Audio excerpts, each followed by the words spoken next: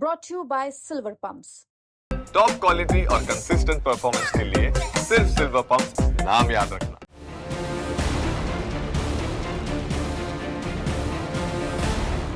राजधानी दिल्ली का केशव नगर ये वही इलाका है जहां आज से करीब 2.5 साल पहले बड़े पैमाने पर डीडीए द्वारा डेमोलेशन की गई थी। और आप ये जो मकान देख रहे हैं, ये मकान केवल एक यही नहीं, यहाँ लगभग हर गली में 3-4 मकान आपको इसी तरीके से डेमोलिश हुए दिखाई देंगे। और जब ये तोड़ा गया था तो ये कहा गया कि यहाँ पर UER3 यानी एक हाईवे बनेगा, जिसके लिए इस पूरी घरों को तोड़ा जा रहा है।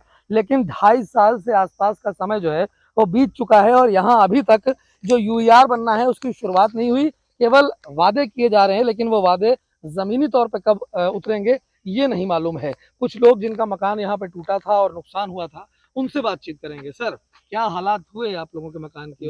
और देखिए, यहाँ पे जो हालात है, जो डीडीए जो है आके तोड़ दिया गया। हमें जो है मोहल्ला दिया नहीं टाइमिंग का, जो मतलब चलो इतने दिन में टाइम देता हूँ जो तोड़ देना। पता चला था जो यहाँ पे जो है कोई फ्लाईओवर बनना है, 2.5 साल हो गया टूटा हुआ, लेकिन अभी तक डीडीए का जो है कोई एक मतलब जो होता है ना, कोई बोर्ड या कुछ निशान लगा के जाए, ईंट लगा के जाए, जो गली वली कुछ भी बने, जिससे पता चले जो हाईवे बनना है। अगर यही करना था तो मतलब हमें टाइम दे दिया होता। हम 2-2.5 साल में जो टाइम लगा है, तो इतने टाइम में तो हम जो है अपना सामान तो इधर से उधर कर सकते थे, जो इतना हमारा नुकसान हुआ। दूसरी चीज़, जब ये कॉलोनी बसा उस टाइम में जो अधिकारी और जो था जो बसने दिया, उन अधिकारी को क्यों नहीं पकड़ा जाता है? जो अधिकारी जो यहाँ पे रिश्वत भी ले लेता है, जब मकान बनाओ तो पुलिस वाले पैसे लेके जाता है, MCD वाले पैसे लेके जाता है ना, ऑफिसर ही है ना। वैसे तो नहीं होता है जो रातों रात 100 कॉलोनियां बस गई, 100 घर बस गया है। वक्त लगता है, साल लगता है, 2 साल लगता है, तब जाके ये कॉलोनी बसता है। तब आपके अधिकारी कहाँ सोए होते हैं?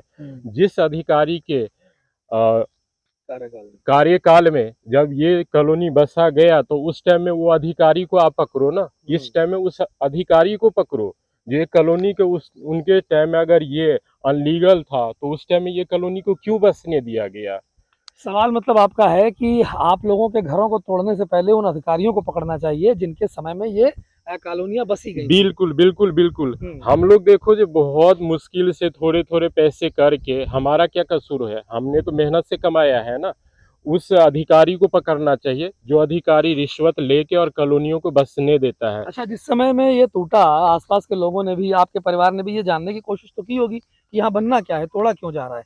क्या जो कह के तोड़ा गया था वो अभी तक बनने की शुरुआत कहीं दिखाई दे रहा है? बिल्कुल नहीं, बिल्कुल नहीं। कहीं एक भी ईंट नहीं लगा है, कहीं भी कुछ भी नहीं हुआ। जिस पॉइंट से इन्होंने तोड़ा गया, जो यहाँ पे फ्लाईओवर बनना है, जो भी बनना है, उसका कहीं अभी तक कोई सिर पैर नजर नहीं आ रहा है। नहीं नजर आ रहा है। नहीं नजर आ रहे। इतने साल, 2.5 साल का टाइम होने गया है, और बिजली जो मीटर जो काटा गया, अभी तक विदाउट लाइट के हम लोग यहाँ पे रह रहे। इतनी गर्मी में 2.5 साल के सफर, आप समझ सकते हैं इतनी कड़ाके के गर्मी में हम लोग कैसे जीते होंगे। ठीक है, हमने कितनी बार अप्लाई भी करा मीटर का, लेकिन वही कह रहे जो डीडीए के तरफ से ऑब्जेक्शन है। अब क्या ऑब्जेक्शन है वो डीडीए ही बताए, बाकी जो अधिकारी उस टाइम में थे उनको ही पता होगा।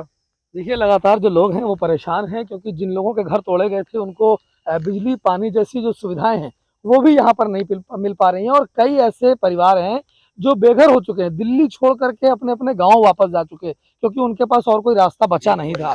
आप बताएं, क्या हालात थे उस समय में? तो आप यहीं पे होंगे जब तोड़ा जा रहा था। क्या सामान निकालने का समय दिया गया?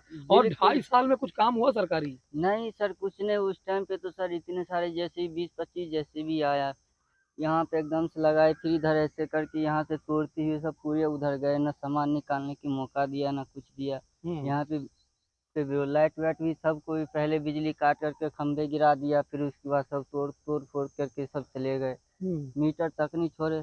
हम लोग अड़ोसी पड़ोसी से पानी लेते हैं, ले करके लाइट वाइट जला के, लाइट कुछ कैसे भी करके गुजारा करके पानी चलाते हैं, बिना लाइट के रहते हैं। क्या कहा गया था, क्यों तोड़ा जा रहा है आपके मकानों को? यहाँ पे बोले थे सर रोड बनेगा, रोड बनेगा। रोड क्या बनेगा? यहाँ तो कुछ नहीं दिख रहा, ये तो वैसे को वैसे पड़ा हुआ है।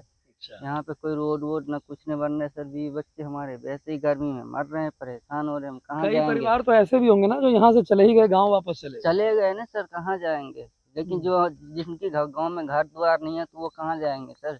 वो तो यहीं पे रहेंगे, कैसे न कैसे गुजारा करेंगे। हाँ, जिनका गांव में भी घर नहीं बचा, उनके पास कोई रास्ता ही नहीं है, और इसी जो मलबे में इकट्ठा हुआ जो कुछ जगह सामान था, उससे ये लोग किसी तरीके से कच्चे मकान बना करके अब यहाँ पे रह रहे हैं। सर, क्या कुछ आप कह रहे थे? हाँ, मैं ये कहना चाहता हूँ सर, देखिए जो हमें कागज और के बारे में तो बहुत ज़्यादा जानकारी होता नहीं है, पेपर और कैसे पढ़ा जाता है, कैसे रीड करा जाता है। लेकिन जहाँ पे पेपर बनता है, ठीक है, जो जो जहाँ से हमने बनाया, लेकिन वो लोग तो पढ़े लिखे होते हैं ना, तो उनको तो ये पेपर को फाड़ के हटा देना चाहिए कि भाई ये जगह अनलीगल है, तो इस जगह का कोई पेपर बनेगा नहीं। ये बात ठीक है। जिस समय में इन लोगों ने पेपर बनाया, स्टैम्प ड्यूटी दी, तो उस समय जानकारी अधिकारियों की तरफ से इनको क्यों नहीं दी गई, सवाल ये भी है। आपने भी देखा होगा कितना नुकसान लोगों का हुआ था, क्या कहेंगे? बहुत ज्यादा नुकसान हुआ था। हाँ। घर यहाँ से सब भाग गए, घर तोड़ने के समय में सामान वामान लेके भाग गए, सारे सामान ही अगड़ बगड़ कर दिया इधर उधर, सारे बिगड़ गया। अच्छा, जो रोड एक बनानी थी यूईआर, वो रोड का काम शुरू हुआ, कहीं दिख रहा है इधर? बिल्कुल नहीं शुरू हुआ, हाँ। एक व्यक्ति बने, थोड़ा सा भी नहीं शुरू हुआ, ना काम कोई तो नहीं शुरू बिजली ना आ रहा, ना पानी आ रहा, कुछ नहीं आ रहा। सड़क कहीं बन रही है? नहीं, कहीं कुछ ना बन रहा। हाँ। तो आप क्या कहते हैं, जगह समय मिलना चाहिए था आपको? बिल्कुल समय मिलना था। और सर पॉइंट ये है, जो मतलब अगर हाईवे भी बनेगा तो 10 मकान के तोड़ने से तो हाईवे बनेगा नहीं ना, छोटे पैच में तो नहीं बनेगा ना।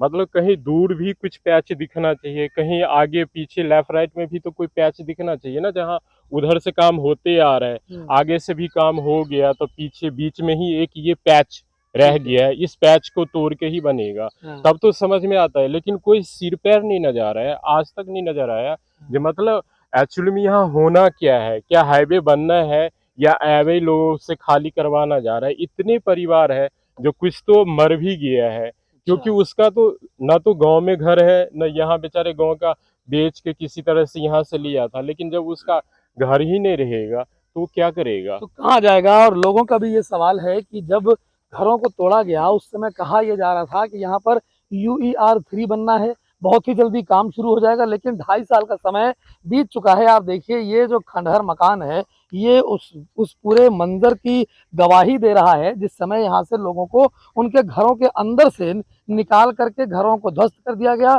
लोगों को बेघर कर दिया गया, और 2.5 साल से ज़्यादा का वक्त बीत चुका है, लेकिन यहाँ पर अभी जिस काम के लिए इन जगहों को तोड़ा गया था, उस काम के नाम की एक ईंट भी नहीं लगाई गई। ऐसे में लोगों का यही कहना है कि अगर उस समय में जो मकान तोड़े गए थे उस पर कोई सड़क नहीं बनानी थी, 2.5-3 साल का इंतजार था, तो आखिरकार इन लोगों को एक उचित समय क्यों नहीं दिया गया? और अगर समय दे करके इन लोगों से मकान खाली कराए जाते तो इनका नुकसान भी कम होता और सरकार को इस तरीके से तोड़फोड़ ना करनी पड़ती। लेकिन ऐसा नहीं हुआ, लोगों को बेघर कर दिया गया, कई लोग वापस चले गए, कई लोग यहीं पर रह रहे हैं। और सवाल अभी भी यही है, जिस नाम पर इन जगहों को उजाड़ा गया, घरों को बेघर किया गया, लोगों को बेघर किया गया, आखिरकार वो रोड कब बनेगी? और जैसा कि अभी बनता हुआ जल्द दिखाई नहीं दे रहा, तो लोग जो है वो अभी इसी असमंजस में है कि आखिरकार इन लोगों के घर बचेंगे या वापस मिलेंगे, या इसी तरीके से ये लोग बेघर रहेंगे। ये सवाल लगातार ये लोग पूछ रहे हैं, लेकिन कोई भी अधिकारी इनके सवालों का जवाब देने के लिए इनको दिखाई नहीं दे रहा। हर्षित मिश्रा, दिल्ली।